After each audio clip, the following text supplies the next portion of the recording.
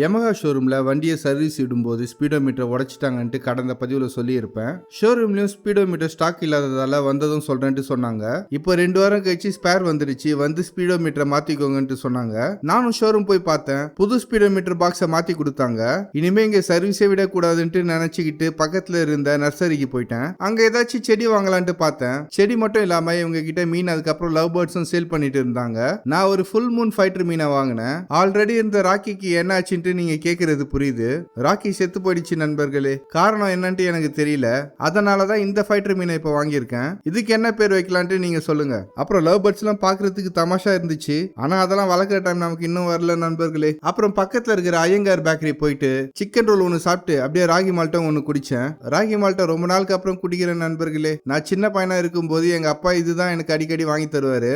அப்புறம் இன்னைக்கு நைட் எங்க வீட்டாண்ட சாமி வர போகுது. சோ அதுக்காக கடையில அர்ச்சனை பொருட்கள் எல்லாம் வாங்கணும். சாமி வர தெரு முழுக்க கோலம் போட்டு வச்சிருந்தாங்க. அதுக்குள்ள நம்ம வாங்கிட்டு வந்த ஃபைட்டர் மீனை பவுல்ல போட்டேன். சாமியும் வந்துடுச்சு. சாமியை பாக்குறதுக்கு நல்லா இருந்துச்சு நண்பர்களே. சரி நண்பர்களே, அடுத்த விளாக்ல சந்திப்போம். அதுவரை சிரிச்சுட்டே இருங்க, சந்தோஷமா இருங்க.